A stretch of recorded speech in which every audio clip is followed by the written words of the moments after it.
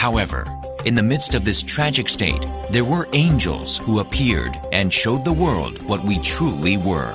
In May of 1962, in an effort to revitalize the culture and artistic spirit of the Korean people, and to show the rest of the world that tradition and art were still alive in Korea, the Little Angels of Korea were created. Children are the universal symbol of peace. Overcoming difficulties in a country that was still recovering from war, the children opened wide the wings of angels and traveled across the 5 oceans and the 6 continents to introduce the beauty of Korea to billions of people worldwide.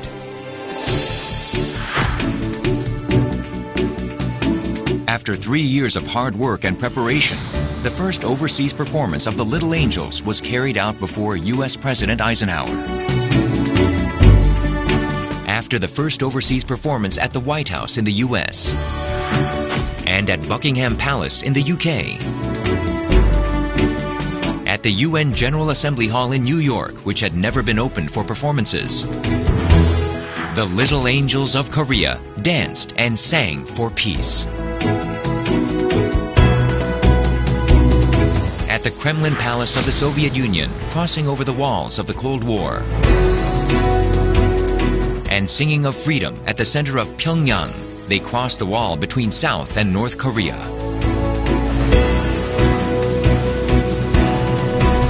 The Little Angels of Korea finally united the world as one.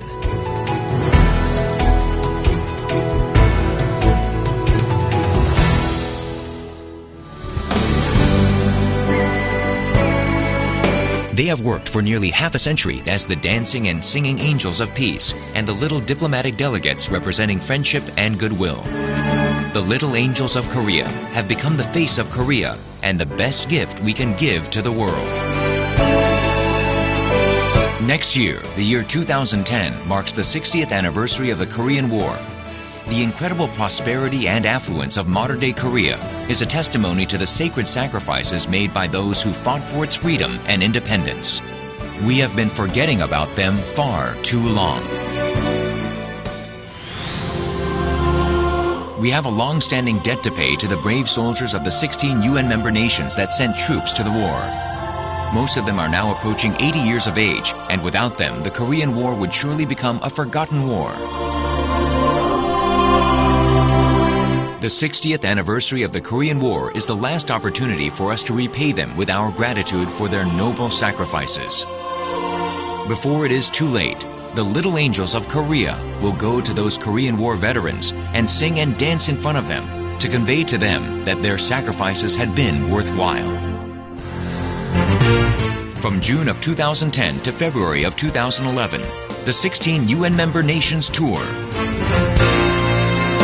The Little Angels of Korea, in commemoration of the 60th anniversary of the Korean War, will visit the 16 nations to which Korea owes its freedom and peace.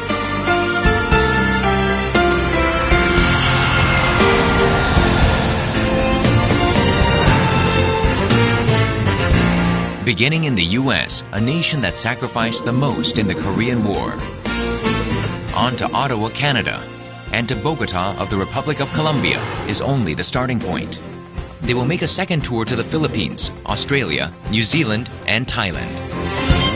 On the third tour, they will then visit the UK, the Netherlands, Belgium, Luxembourg, and France in Europe, and the Republic of South Africa and Ethiopia in Africa. And finish their tour of gratitude by performing lastly in Greece and Turkey in Europe.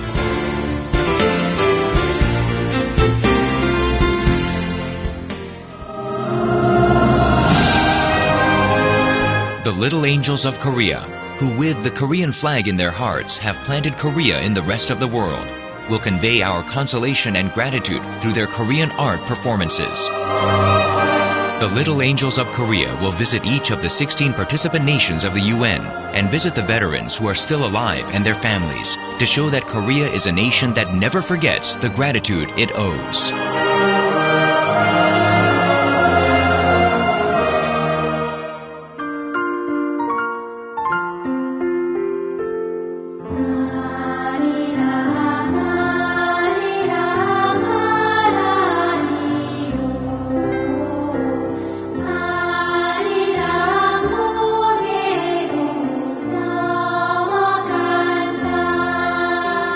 To a nation whose name they did not know, they gave their youth and their lives. The Republic of Korea will never forget you. And now, the little angels will come to you.